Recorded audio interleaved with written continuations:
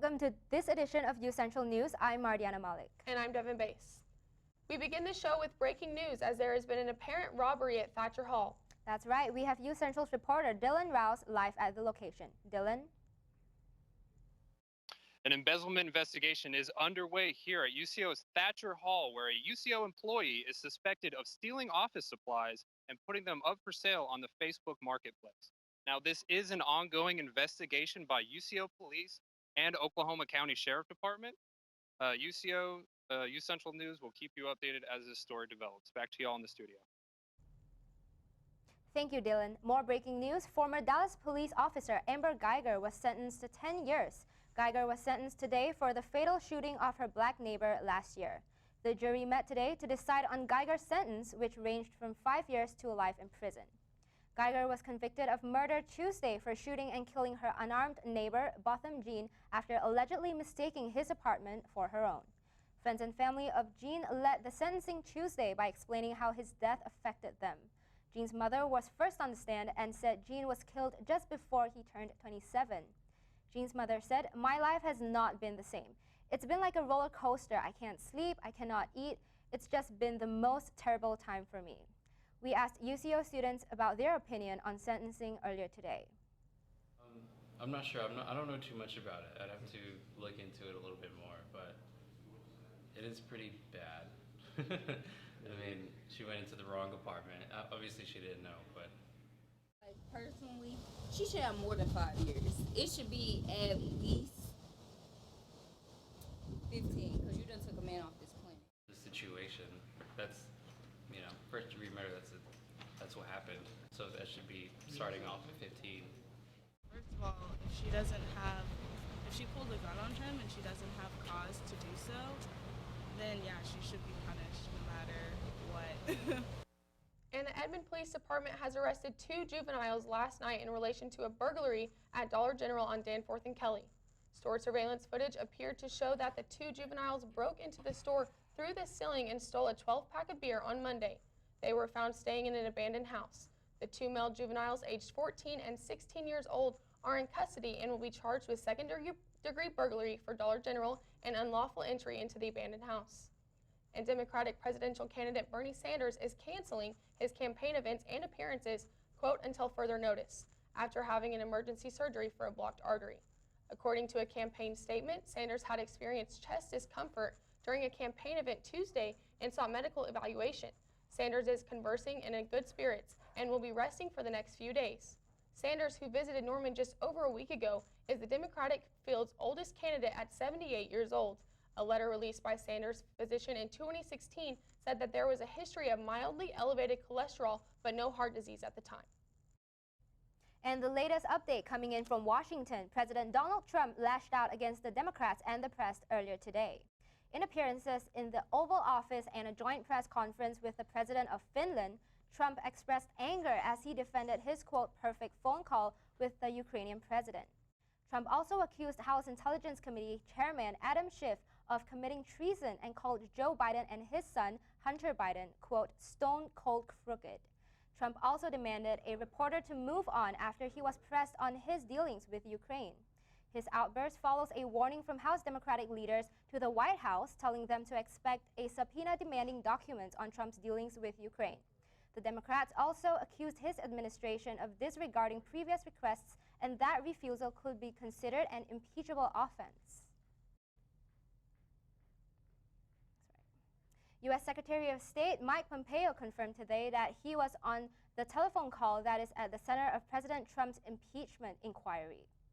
Pompeo told reporters in Rome that he was on the call but did not give contents of what was said between the 2 leaders. The call between President Trump and the Ukrainian president took place on July 25th and has been under investigation after a whistleblower accused the president of pressuring the Ukrainian president to investigate Trump's Democratic rival Joe Biden and his son. And it's that time of the year again as the EMSA Care ambulance program will go into effect.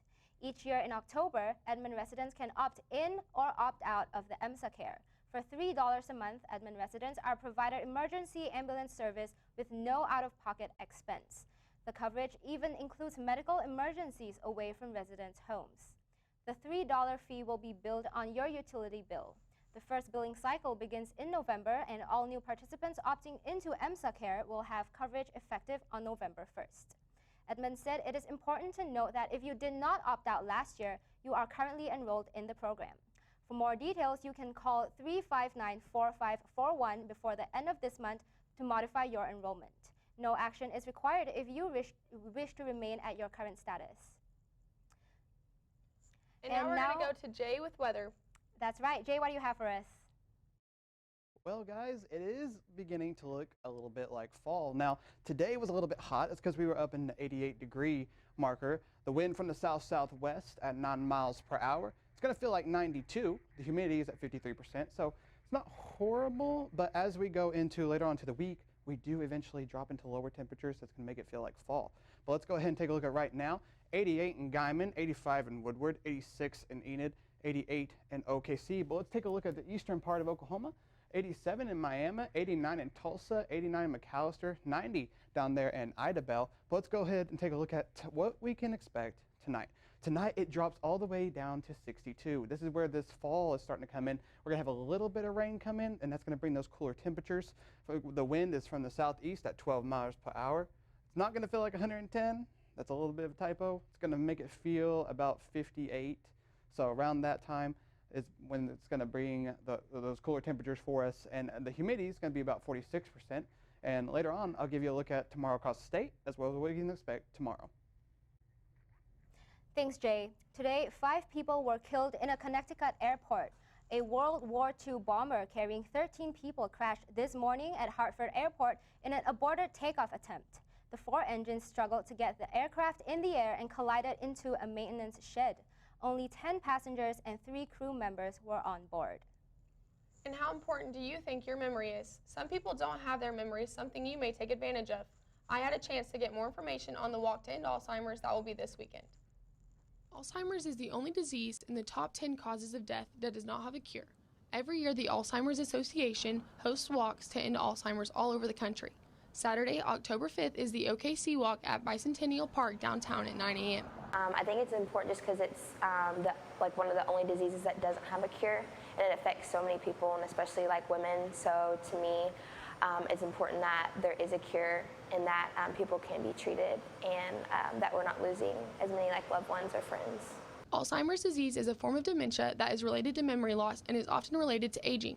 More than 5 million Americans are living with the disease, but the people that have Alzheimer's are not the only ones affected.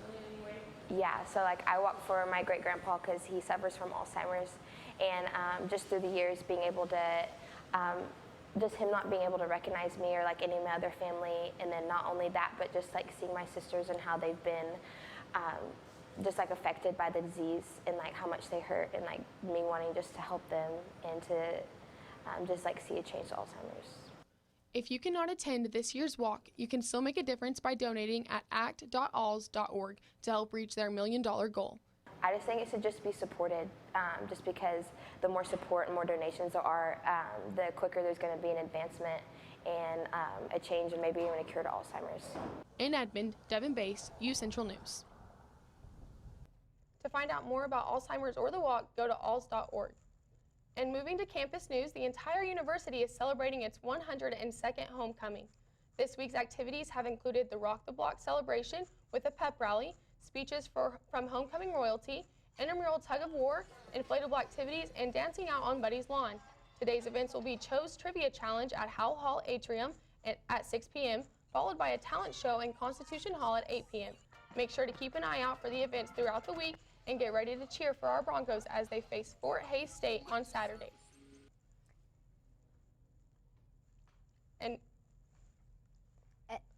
And while the campus is celebrating its homecoming, the Mass Communication Department held a media ethics conference conjunction with MassCom Week.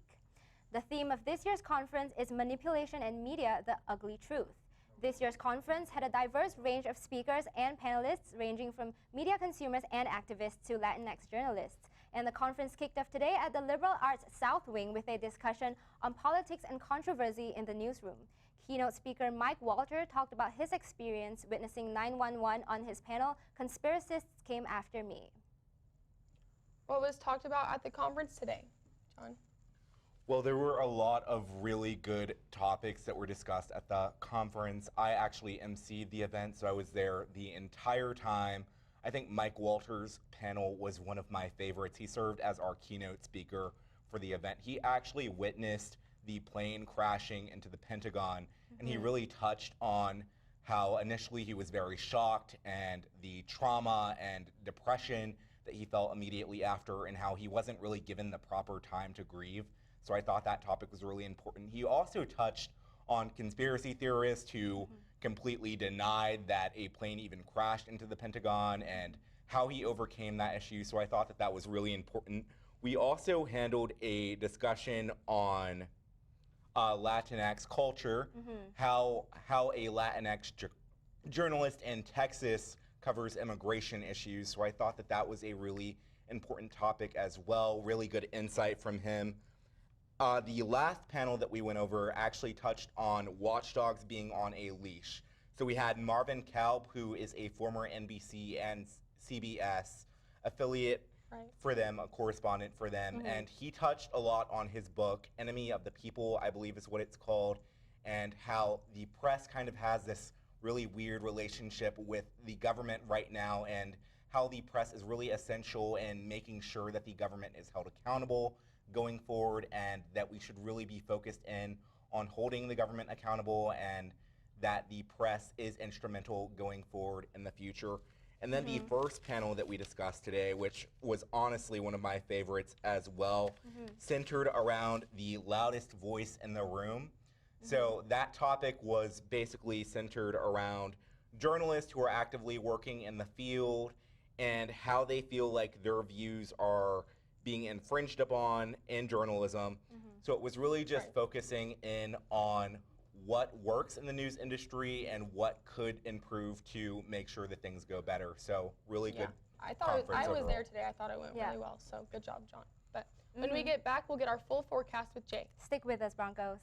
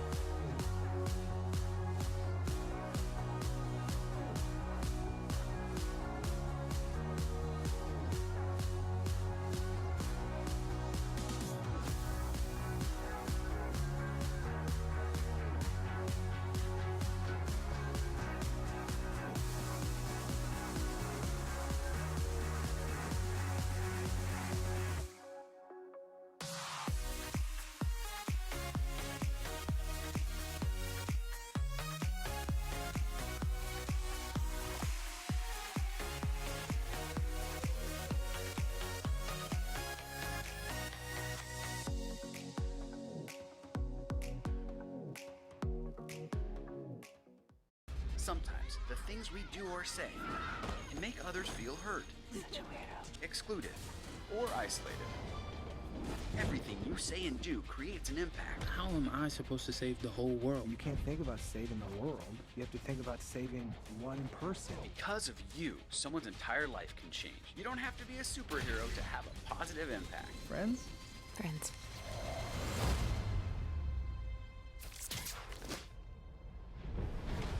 Hey, Bobo, do trees tell each other stories? I'm sorry. I'm afraid I don't know that. Hey, why don't we go find out? Listen. Do clouds take naps? I couldn't tell you. Dad, do stars visit their friends? Look!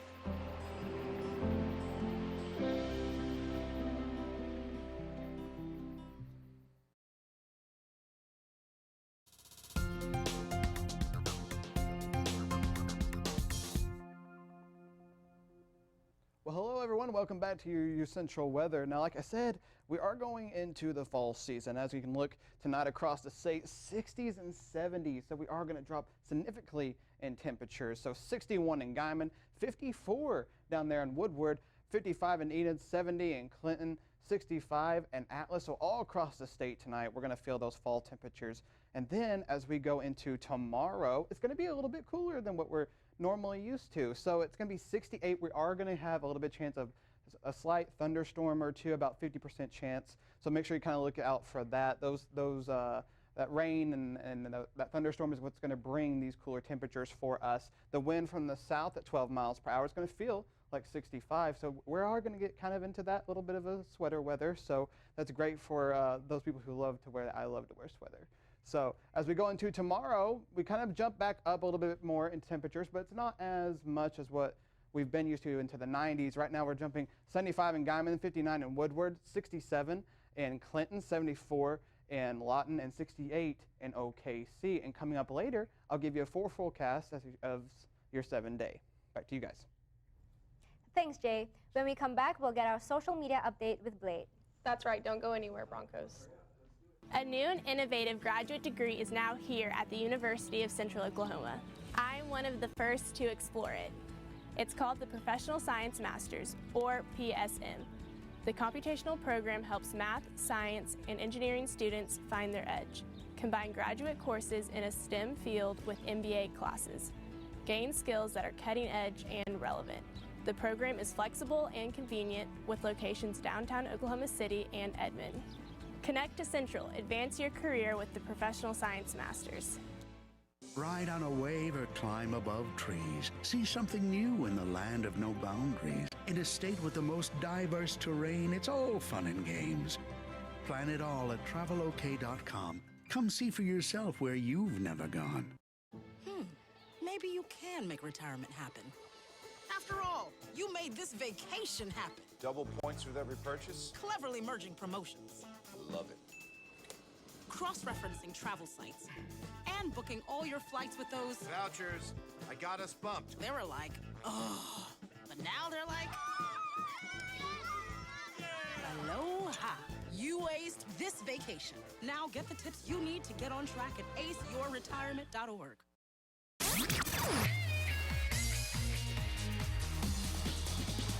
UCentral Radio. Your son wants to get a cat, but you're allergic. Do you A, prepare yourself,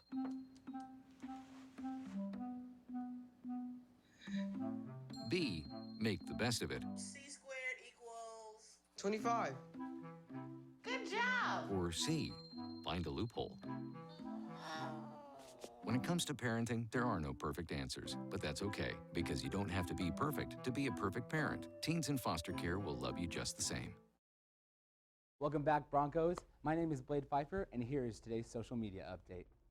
First up today, Newseum, the interactive museum in New York that is dedicated to the history of journalism and freedom of the press, announced yesterday on Twitter that it will be closing its doors on December 31st of this year.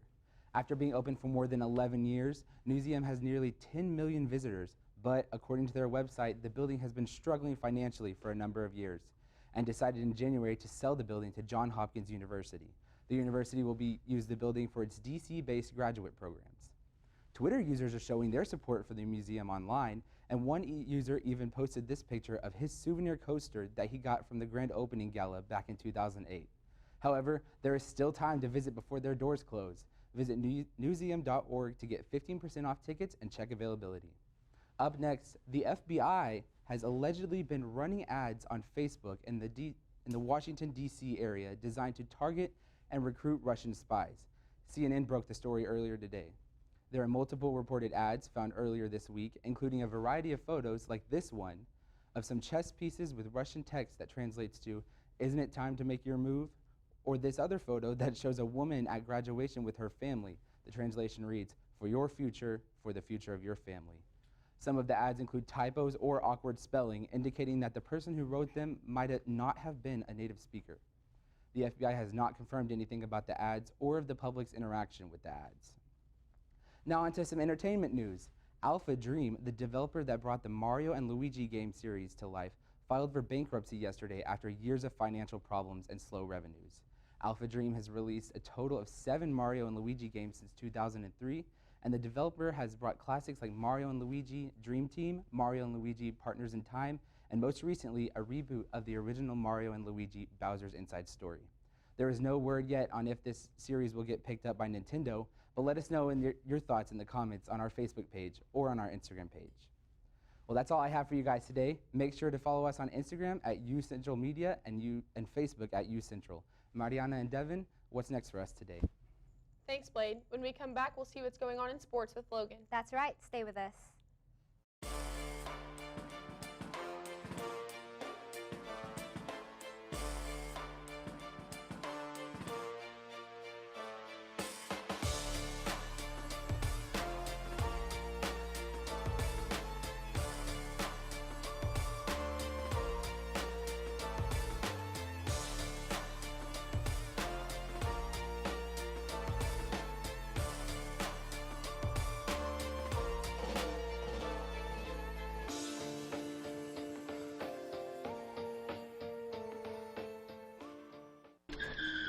If I could go back and change it all,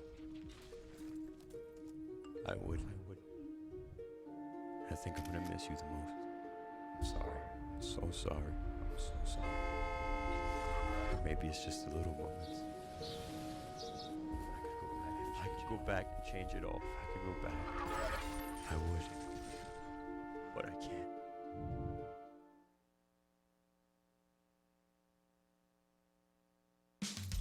You can achieve a lot using your imagination. I mean, I don't like to brag, but... Wait, who's that? And why is she all over these achievement awards? But with STEM, the sky's the limit. Shaboom! Use STEM to envision... Okay, I'm seeing it.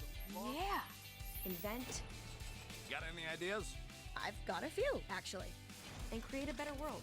Told you she's super smart. If she can STEM, so can you. Find out more at She Can STEM. In the land of wonder and awe, you won't believe you see what you saw. Where there's something to do for young and for old, where stories are written and then they're retold. Visit travelok.com today. Come see for yourself and come out to play.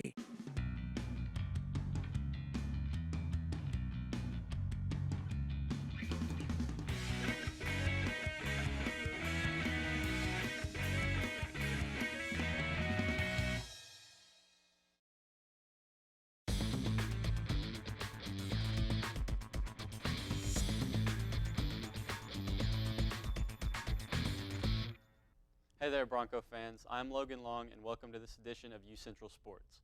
We will get started with the UCO soccer team, who has been selected for the NCAA Division II Showcase Game of the Week. The Broncos, who remain at number 14 in this week's rankings, will be featured on national broadcast on Sunday, October 13th at Central Missouri. The NCAA will broadcast the UCO game through a couple of different platforms. The game will air on the MIAA network, as well as the NCAA Division II's Facebook and Twitter pages. The Facebook broadcast will also be posted on UCO's page. The Broncos are the defending MIAA regular season and postseason tournament champions after knocking off Central Missouri in the title game last November.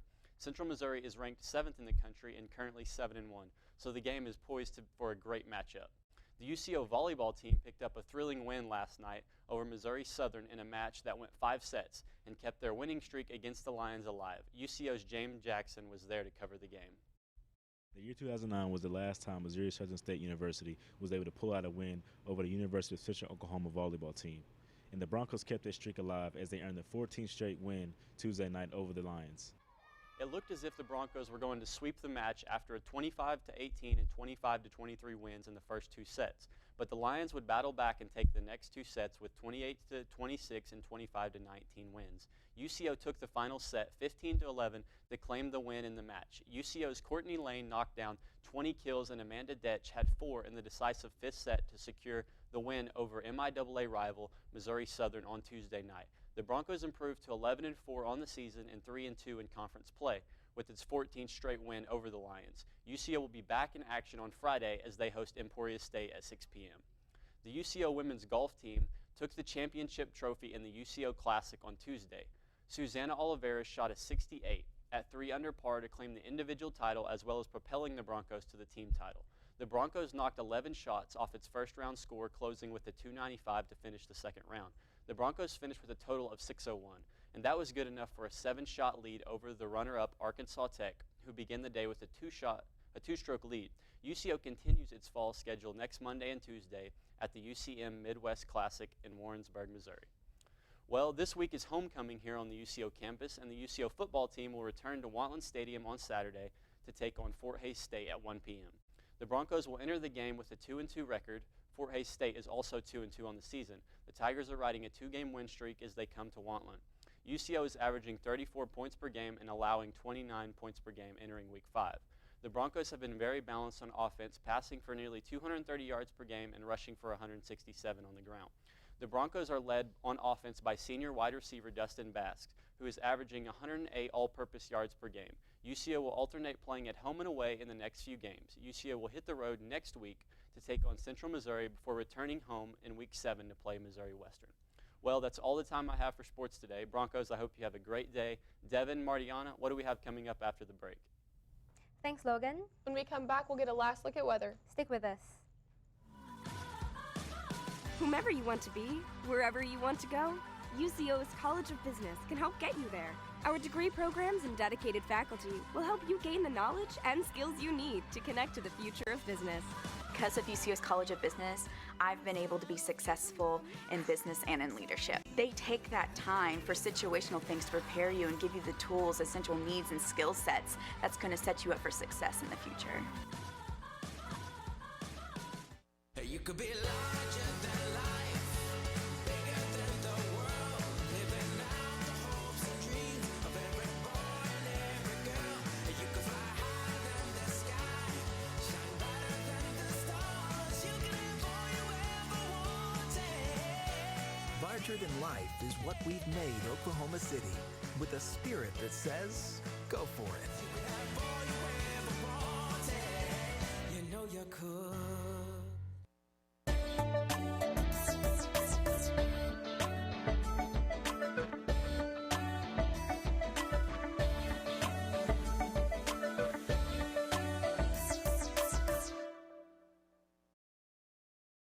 We are one of the oldest institutions of higher learning in Oklahoma. We are teaching tomorrow's leaders. We are champions. We're the first forensic science program of its kind in the state. We are making school rock. We are the leaders on campus today and in our communities tomorrow. We are reaching new heights in the fine arts. We are tomorrow's business innovators. We are learning to prevent illness and promote health in our community. We are all this and more. We are Central.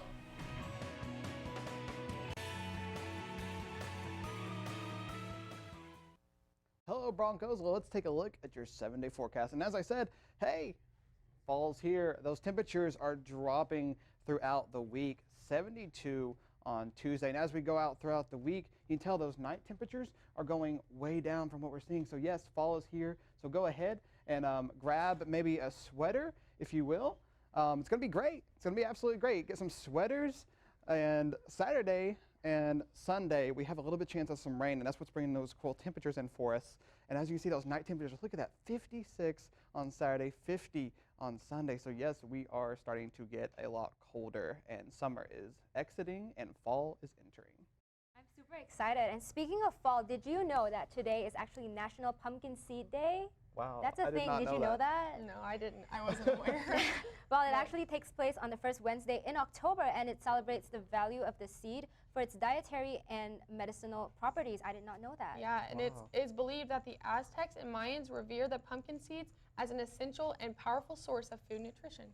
So I feel like whenever I was a kid, we used to do like carving the pumpkin seeds and stuff. Our teachers would like cook the pumpkin seeds. Really? Yeah, I've eaten them before. Yeah. Is it good? I've never. I liked them. Yeah, I mean they were kind of like salty, so kind of like sunflower seeds or something. Wow. Yeah. For me as a kid, I just took them out of the pumpkin and threw them out. Yeah, like same. the pumpkin. I thought it was like useless, so I never. Yeah. Well, thank you for tuning in to this edition of UCentral News. Make sure to add us on Twitter at UCentral Media and on Facebook at UCentral. Have a great night, Edmond.